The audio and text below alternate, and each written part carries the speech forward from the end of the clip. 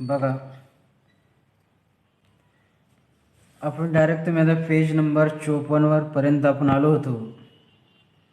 काही दिसण्याचा प्रॉब्लेम होता, त्याच्यामुळं आपण काही त्याच्यामध्ये चेंजेस केले की जेणेकरून तुम्हाला काय शिकवलं हा मुद्दा लक्षात आला पाहिजे किंवा आपलं कुठं काय चालू आहे हे सुद्धा आपल्याला समजलं पाहिजे. तर आता पेज नंबर 54 तुम्ही या बुक ओपन करून. तर पेज नंबर 54 आल्यानंतर तुम्हाला दोन महत्त्वाच्या डेफिनेशन दिसेल. एक डेफिनेशन आहे पहा, इंट्राजेनिक इंटरॅक्शन, आणि दुसरी डेफिनेशन आहे इंटरजेनिक इंटरॅक्शन. आता पहिली डेफिनेशन आपल्याला समजून घ्यायची, इंट्राजेनिक इंटरॅक्शन म्हणजे काय. आता इंट्राजेनिक इंटरॅक्शन म्हणजे occurs between the alleles of same gene. आता आपल्याला एक गोष्ट समजून घेणं आहे की इंट्राजेनिक्समध्ये की अलील्स म्हणजे काय. लक्षात घ्या, अलील्स, अलील्सची डेफिनेशन काय सांगते. अलील्स म्हणजे काय की two or more form of genes, means two or more, two or more form of gene. Gene हा, किंवा आपण त्याला असंही म्हणू शकतो की डिफरंट फॉर्म ऑफ जीन, त्याला आपण अलील्स म्हणतो. Does not be same gene. म्हणजे काय, इंट्राजेनिक्समध्ये काय, occurs between the alleles of same gene, म्हणजे अलील्समध्ये सेम जीन राहणारे त्याला आपण काय म्हणतो, त्याला आपण काय म्हणतो की intragenic interaction. Occurs between the alleles of same gene म्हणजे काय झालं, इंट्राजेनिक इंटरॅक्शन.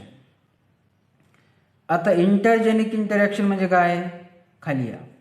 आता बघा, एक लक्षात आलं तुम्हाला, अलील्समध्ये काय आहे की सेम जीन आहे, परंतु इंटरजेनिक, इंटरजेनिक्स म्हणजे काय, नॉन अलील्स, म्हणजे occurs between alleles of different gene present of same. म्हणजे जीन जो राहणार आहे तो डिफरंट राहणार आहे, की occurs between the alleles of different gene present on same of different chromosome. परंतु क्रोमोझोममध्ये काय राहणार आहे, दोन गोष्टी सांगितल्या त्यानं, जी different gene present on the same different chromosome, परंतु क्रोमोझोम जो आहे तो काय राहणार आहे, सेम राहणार आहे. आता बघा, इनकम्प्लीट डॉमिनंट अँड कोडॉमिनंट दोन सांगितले त्याने. हा झाला तुमचा इनकम्प्लीट डॉमिनन्स आणि हा झाला कोडॉमिनन्स. याच ठिकाणी दोन मुद्दे तुम्हाला क्लिअर केलेले आहे. कोणते, आता इंट्राजेनिक इंटरॅक्शनमध्ये काय आहे की अलील सेम आहे, बरोबर आहे, आणि त्याचे एक्झाम्पल दिलेले आहे इंट्राजेनिकचे. तर इंट्राजेनिकचे एक्झाम्पल कोणकोणते एक्झाम्पल आहे की पहिला जो एक्झाम्पल आहे इनकम्प्लीट डॉमिनन्स, आणि दुसरा जो एक्झाम्पल आहे कोडॉमिनन्स. आता आपला इनकम्प्लीट डॉमिनन्स काय सांगतो आणि कोडॉमिनन्स काय सांगतो. तर बघा, it also occurs between multiple allele service. Third पॉईंटमध्ये या ठिकाणी पेज नंबर 55 दिलेला आहे, मल्टिपल्स अलील. म्हणजे पराव मुद्दा लक्षात घ्या की आपल्याला कोणकोणत्या गोष्टी इंटरजेनिकमध्ये शिकणार. तर इंटरजेनिक्समध्ये शिकण्याच्या कोणकोणते मुद्दे आहे की आता बघा, तुम्ही आता हेडलाईन टाकली की अशा पद्धतीचा की इंट्राजेनिक इंटरॅक्शन ॲक्शन.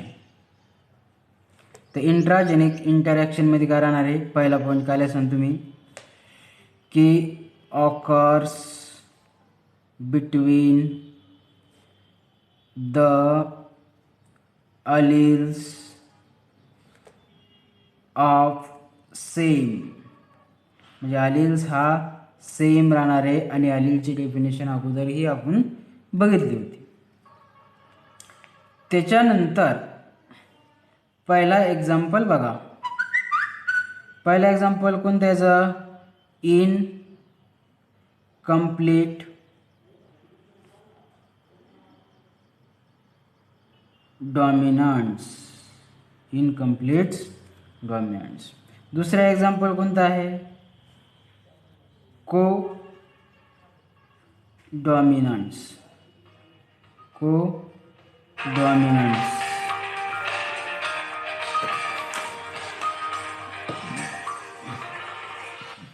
को डॉमिनन्स आणि को डॉमिनन्स. आणि थर्ड एक्झाम्पल आपल्याला डिटेलमध्ये बघायचं की मल्टिपल अलील्स. 3 एक्झाम्पलच्या बारेमध्ये आपल्याला इंट्राजेनिक इंटरॅक्शनमध्ये बघायचं. तर आता बघा, पहिलं आपण काय बघू की पहिल्या मुद्द्यामध्ये आपण काय लक्षात आलं की इंट्राजेनिक इंटरॅक्शनमध्ये हे समजते बोला कुठं काय चाललं पहा. इंट्राजेनिक इंटरॅक्शनमध्ये क्लिअर झालं. आता इंट्राजेनिक इंटरॅक्शनहून आपण येऊ इंटरजेनिक इंटरॅक्शनवर. दुसरा point, intergenic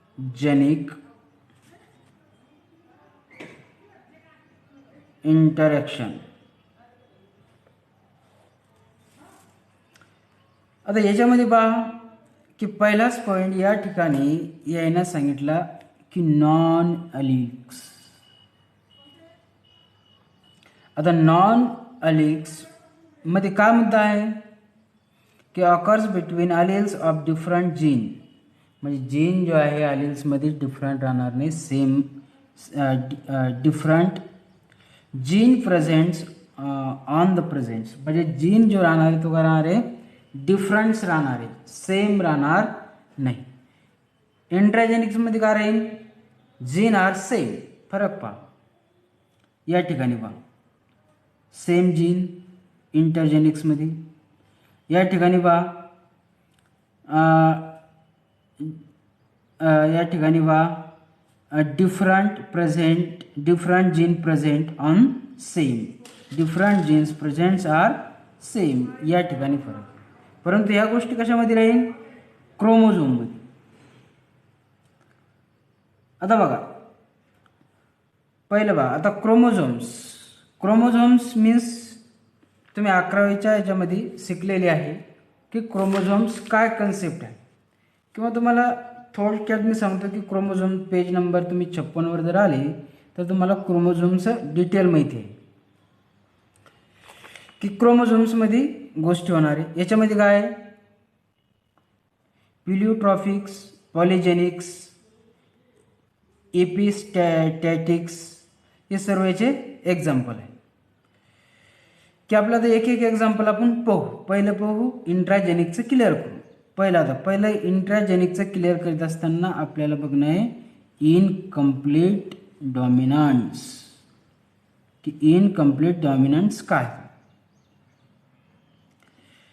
in the incomplete dominance both the alleles, incomplete डॉमिनन्समध्ये बोथ अलील्स राहणार. म्हणजे अलील्स म्हणजे काय की जीन्स, की काय राहणार आहे की 2. बोथ म्हणजे काय, 2 of an allomorphic pair express. यामध्ये ॲलोमॉर्फिक पेअर एक्सप्रेस थर्मोसेवल parentally one alleles genes can not be express, म्हणजे एक जीन या ठिकाणी एक्सप्रेस होणार नाही. both gene that express into incomplete dominants. सरळ सांगितलं त्याने, once alleles genes cannot superior the of expression of the other alleles gene completely, other alleles genes that completely. दूसरा, in such case there is an intermediate expression. आता या ठिकाणी काय होणार आहे की इंटरमिडिएट एक्सप्रेशन होणार आहे. कशामध्ये इंटरमिडिएट एक्सप्रेशन होईल? F1 हायब्रिडमध्ये. आता F1 हायब्रिड तुम्हाला माहिती आहे की आपण अगोदरच्याही खूप साऱ्या एक्झाम्पलमध्ये बघितलं होतं की F1 हायब्रिड काय आहे. आता बघा या ठिकाणी तुम्हाला शॉर्टमध्ये तुम्हाला सांगतो की F1 कशाला म्हणायचं. आपण काय झालं घेतला, टॉल ड्रॉप घेतला, या स्मॉल टी ही स्मॉल टी घेतली, या ठिकाणी टॉल तयार झाला आणि अशा पद्धतीचा F1 जनरेशन तयार झालं. म्हणजे आपलं काय झालं, F1 हायब्रिड म्हणजे फर्स्ट जनरेशन दॅट एक्सप्रेस. आता बघा की well known example in the flower colour. आता फ्लावर कलरचं याने एक्झाम्पल दिलेलं आहे. आता कोणत्या फ्लावर कलरचं एक्झाम्पल दिलेलं आहे की मार्बिल्स जलफन if red flower plant is cross with white flower. म्हणजे लाल कलरचा फ्लावर घेतला, आपला फ्लावरचा कलर घेतला. कोणता फ्लावर घेतला आपल्याला? Red flower. या ठिकाणी बघा क्रॉस केली त्याने, या ठिकाणी रेड फ्लावर आहे आणि या ठिकाणी व्हाईट फ्लावर आहे. हे दोन फ्लावर काय केले? क्रॉस केले. The F1 offspring is pink colour. आता एक्झाम्पल सोडून दाखवतो मी तुम्हाला कशा पद्धतीचं इनकम्प्लीट डॉमिनन्समध्ये तयार आहे. आता हे लक्षात घ्या, हे घेतलं red flower cross between white flower. Red flower काय घेतलं? Capital R, small R. या ठिकाणी 1 गॅमेट आला कॅपिटल आर आणि या ठिकाणी 1 गॅमेट आला स्मॉल आर. या दोन्हीपासून तयार झाला की जो कॅपिटल आर आणि स्मॉल आर, बरोबर आहे. कॅपिटल आर आणि स्मॉल आर हा एक काय तयार झाला की प्लॅन्ट तयार झाला. म्हणजे हा प्लॅन्ट कोणता तयार झाला? पिंक प्लॅन्ट तयार झाला. म्हणजे ह्या ठिकाणी याला म्हणलं गेलं, ह्या एक्झाम्पलमध्ये म्हणलं गेलं की हे झालं त्याचं F1 जनरेशन.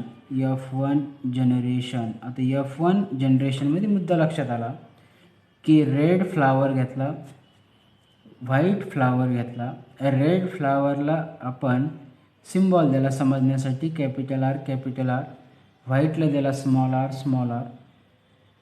की याच्यामधले समजा हा झाला रेड फ्लावर, या ठिकाणी झाले याचे 100% कॅरेक्टर, या ठिकाणी झाले याचे 100% कॅरेक्टर. या दोन्हीत काय केलं आपण? क्रॉसिंग केली. याचे आले 50% कॅरेक्टर आणि याचे आले 50% कॅरेक्टर.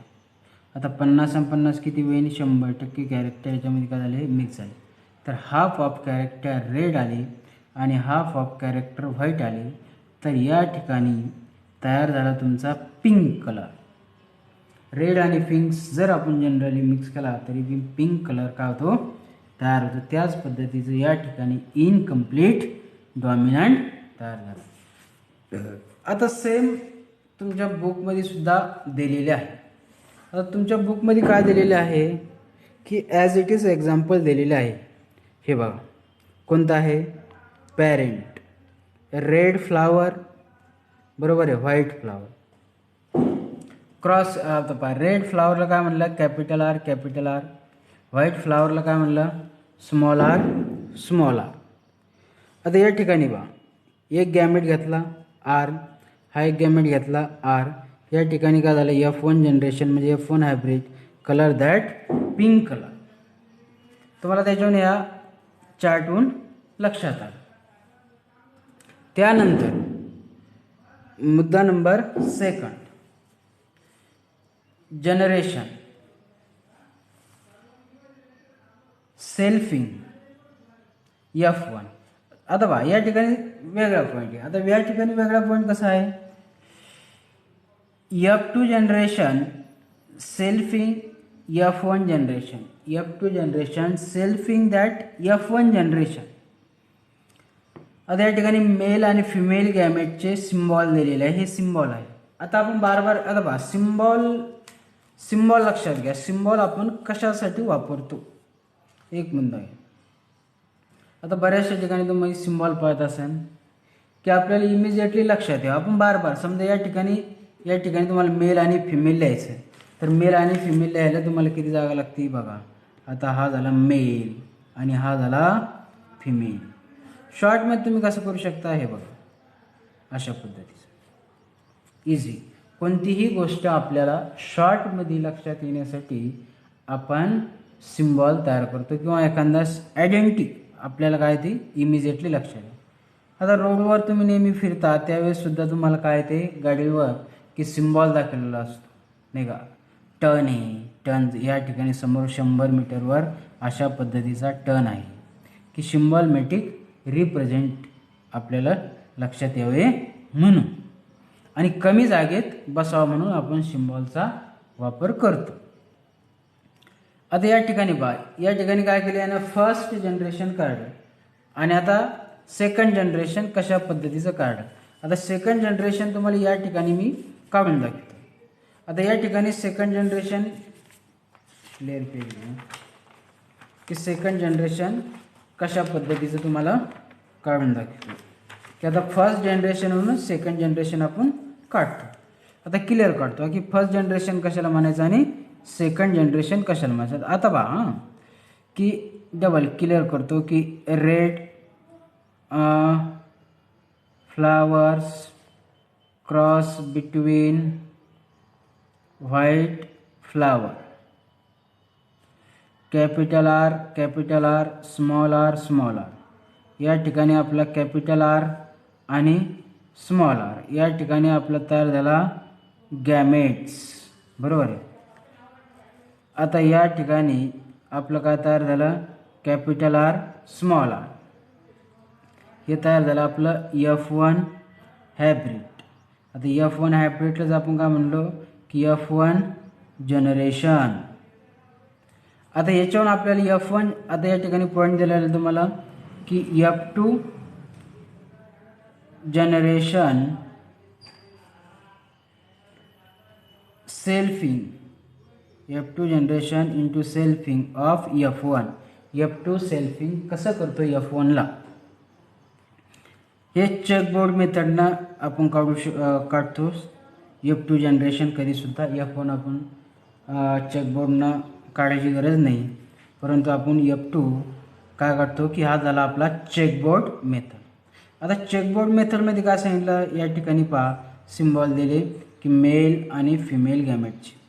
आता यालाच क्रॉस केलं, हे बघा हा आर आहे, हा जो आर आहे हा इथं लिहिला, बरोबर, आणि हा आर इथं लिहिला. आता बघा हा ॲज इट इज, हा आर या ठिकाणी लिहिला, हा आर ह्या ठिकाणी लिहिला. आता बघा क्रॉस केला, हा एकदा लिहिला कॅपिटल आर आणि हा एकदा लिहिला कॅपिटल आर. डबल क्रॉस केलं कसं, अशा पद्धतीचं, हा capital R, okay, double small R capital R, double small R as it is. बघा इथं मी तुम्हाला सोडून दाखवलं. आता बुकमध्ये पहा कशा पद्धतीचं दिलेलं आहे, तेच सेम ह्या घेतला capital R small R, capital R small R, cross केलं, हा एक आर घेतला, हा एक आर घेतला, बरोबर आहे. आता अगोदरच्या एक्झाम्पलमध्ये हे बघा, अगोदरच्या एक्झाम्पलमध्ये कॅपिटल आर काय दिलेले आहे, रेड फ्लावर, म्हणजे कशा पद्धतीचं फुल आहे, रेड कलरचं फुल आहे.